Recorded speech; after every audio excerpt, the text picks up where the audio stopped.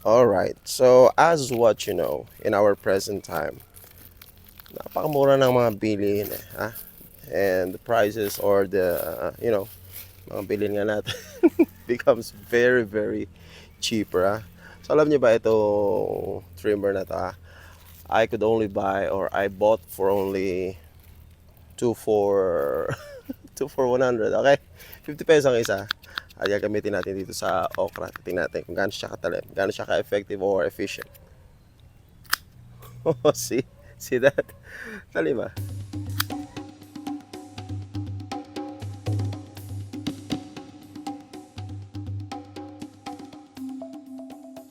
Ops, okay. Batang-bata na lahat to.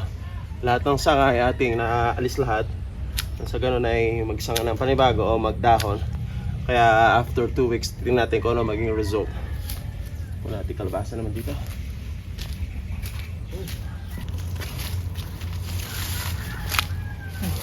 Laki nito.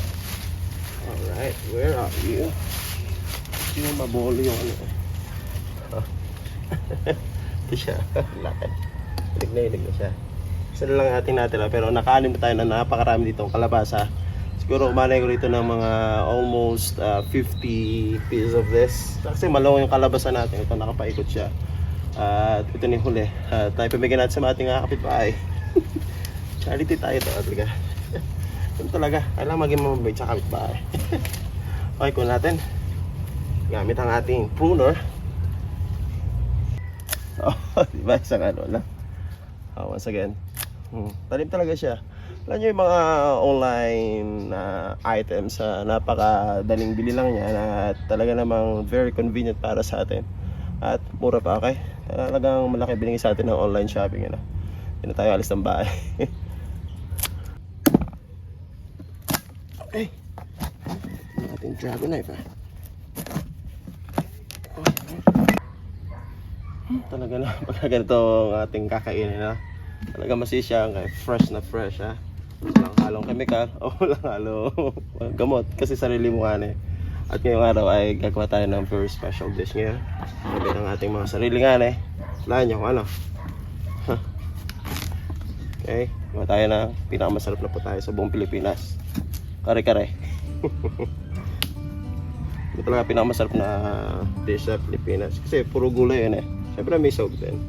Pero alam niyo ba yung kare-kare sa pinaka-social na ulam yan kahit gulay yan, social yan. Depende lang sa'yo kung ano sasahog mo Right. Mailuluto nito. Siguro isang talyasang puno yung ating mailuluto. Ano yung talyasa? Yung malaking kawali Kung hindi nyo nalalaban. Yun yung malaking kawali na niluluto ka rin sa malaking kalan. Alright. So ito natin. Talo ng dragon knife ko na to. See the dragon? Made from Japan. Okay? Mula sa basang Hapon. Japan is Hapon in Filipino. Sa mga mananakop ng Pilipinas. Alam nyo ngayong araw na to, ngayong mga nakaraang linggo, may napanood ako Nakakatawa isang content creator na sinasabi niya na sakupin na daw tayo muli ng mga Amerikano at mga Hapon.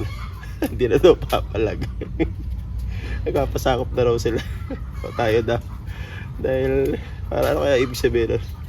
Kasi ang content ng mama ng content creator sobrang hirap na daw sa Pilipinas. Sakupin na daw tayo ulit ng mga mananakop natin ay nako, Pilipinas kung mahal. Ang bayan ko'y tanging ikaw, Pilipinas kong mahal. Napakanta na tuloy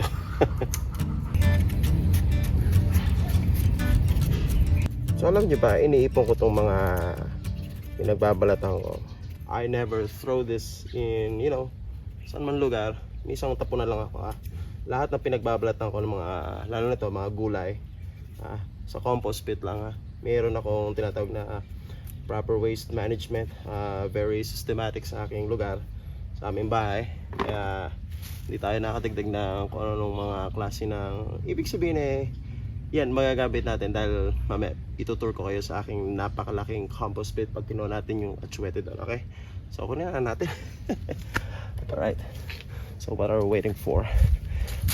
Okay, so nayaran na tayo sa ating kalabasa. Maya maya yung iba pang ingredients, sangkap, tulad na pechay, saging, o yung puso. Okay, kuha tayo ng isang puso, meron dito. Okay, let's go in. Okay, there we go. Yung puso, kuha natin isa. Alright. Oh. Ayaw. Pipitin ko nga. Manchot. Come on. Oh. Nahulog sa sapa. Teka lang. Kuha tayo ng atsuete. So itong atsuete na to, ito ginagamit talaga pampakulay sa pinakamaganda sa kare-kare. Ito pang lutuin. Natural, we're not going to use any coloring or any additives, kundi ito lang, all natural. Kulang pa kaya. Ito natin yung nahulog na where are you? Okay. So alam nyo, itong kinatutuhan ko, ito mismo ang compost pit. Kita ko sa inyo. Let me show you my very large compost pit na kung saan dito ko lahat nilalagay ang mga grass clippings, mga pinagwalisan ko. Dito lahat, okay? Ayun, hanggang doon ang aking compost pit, This is almost 10 meters in length and in wide ay siguro mga 3 meters. At nasa gilid nga siya ng sapa, yan. Hingin ng aso na yun, Anyway, na-feature ko na itong aking compost pit kung paano ko siya inane. After 6 months na inipon-ipon ko sa pag-aani ng mga sanga, nag-trim ako ng sanga ng mga puno, and lahat ng grass clippings sa mga pinagwalis akong down, dito ko diretso na tinatapon at nakaani ako ng napakadaming compost, okay? So the action is composting, and the one that we harvest nung nabulok na yung materials, compost na tawag. Okay, tingnan natin, let us look closely. Yan, so parang compost na siya. Oh, bulok na. Pagka natapos na yung tag-ulan o yung rainy season, pwede nating umpisan ulit itong compost pit natin, okay? This is now compost. Hindi pa siya compost, yung mga hibla-hibla pa hindi pa siya masyadong bulok. May brownies, Okay, balik tayo, pagbabalot ulit tayo.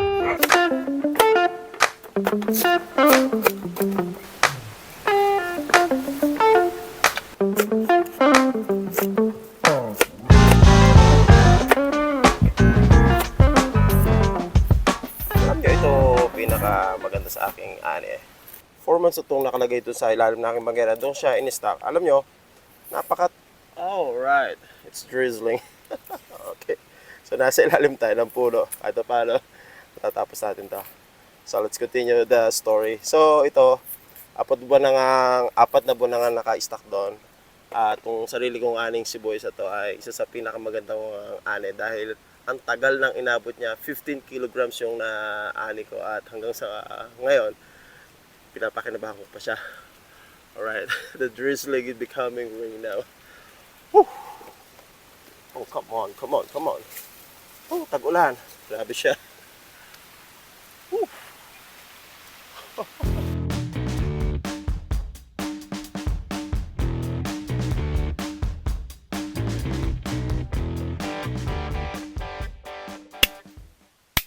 Sunod.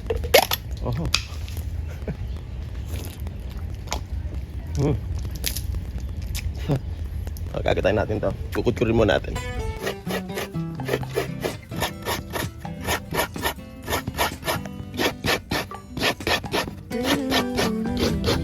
Medyo masarap po kainin itong kinaitan nila. At kupagataan. Kainin natin ng konti. Hindi siya makatas. Hindi siya magkata.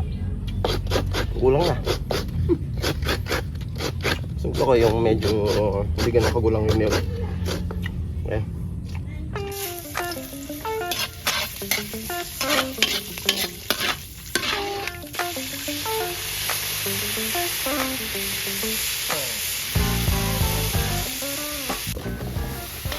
Siyempre, kung natin igisa yung kalabasa. Kasi pinakamatigas sa lahat eh. Kalabasa.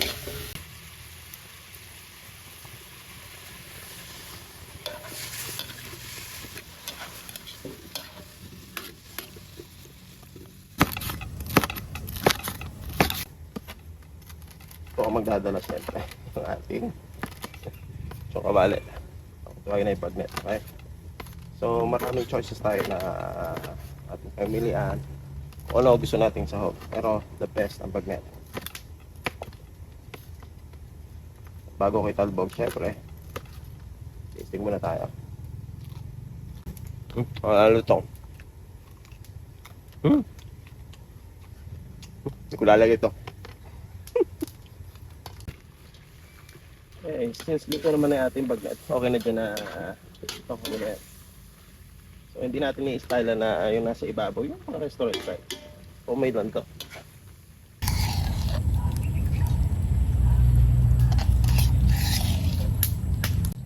So ito magbibigay sa atin ang pinaka, the good flavor of this kare-kare. Itong peanut butter. Siyempre pag kare-kare, peanut butter. So I put a liberal amount. Ibig sabihin, sa inyo kung gaano karaming peanut butter. Pero ang nilagay ko, half of this container. Okay? Ganun lang. Baka masyadong luminam-nam eh. Sumarap naman masyado. Ilagay natin. Pero may betsin na rin to. Andito na rin yung betsin or seasoning. Ayan. Pour na lang natin down. Alright? That's that.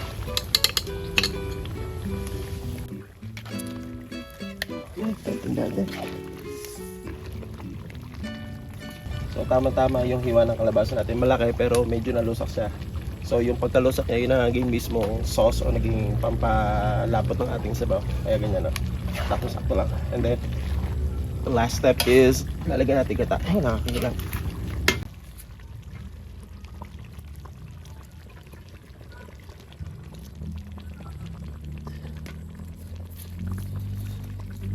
Alright, tasting now.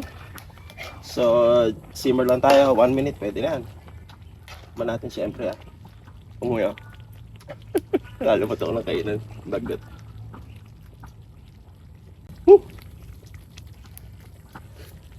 Ako po. Parang akong tagapampagot ulit ito. Pampang style. It's done, alright.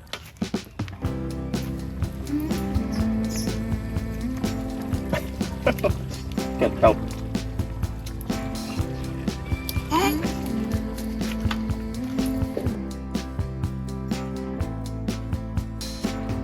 Take me to the ruins, aquifers and springs, baby ferns and So, natin titirahin siyempre dito yung bagnet.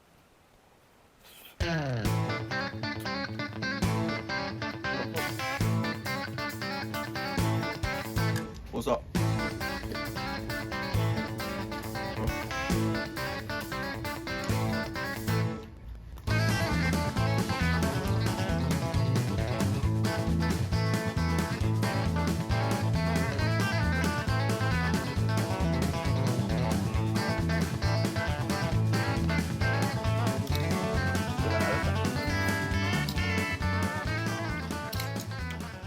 Nakakabusog. So dito natapos ang ating episode from my yard. This is 1 yard and also Mauro Balos. Paano na? Wala. Yalo ko muna yung sampayan. May sampaya ko ba? Wakas.